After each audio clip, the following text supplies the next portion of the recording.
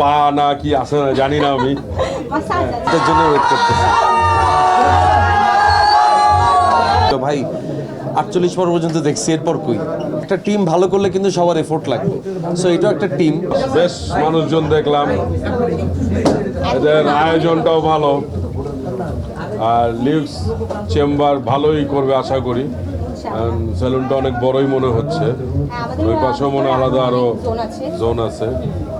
এই তো আর কি বলবো, বেশি বেশি করে আপনারা সবাই আসবেন আপনাদের হেয়ার স্টাইল করার জন্য।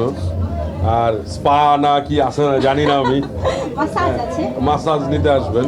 এই তো আর কি, আমি যেদিন আমাকে ডাকবে সেদিন আসবো।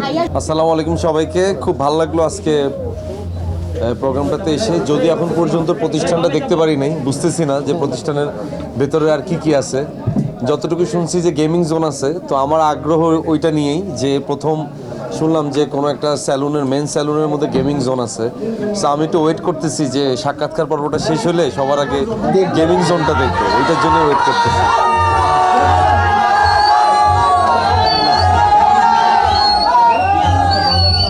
সবাইকে আপনারা আসছেন দেখে খুব ভালো লাগতেছে সবাইকে। অবশ্যই এইটাই যেটা বলেন আপনি, আপনার প্রশ্নের মধ্যে অ্যান্সারটা আছে। মানুষের কাছাকাছি থাকার যে একটা সুযোগ, এই সুযোগটা আসলে যখন কোথাও ওপেনিংয়ে যাই বা যখন কোনো এরকম প্রোগ্রামে যাই, তখনই সেই সুযোগটা হয়ে ওঠে।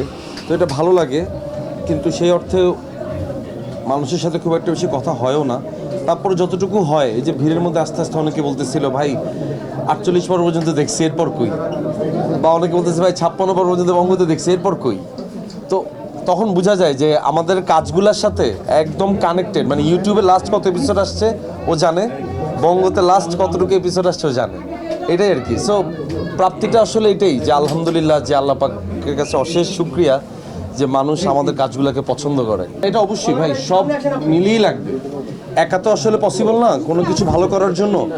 যেমন একটা টিম ভালো করলে কিন্তু সবার এফোর্ট লাগবে, সো এটাও একটা টিম। সো এখানেও ভালো করতে গেলে বা আজকের দিন পর্যন্ত যতটুকুই আমরা আসছি, প্রত্যেকে জায়গা থেকে চেষ্টা করছে।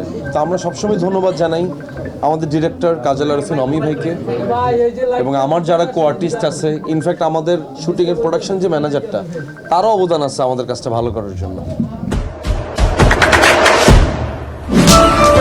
দেশে দেশে সবার সাথে দ্য নিউজ।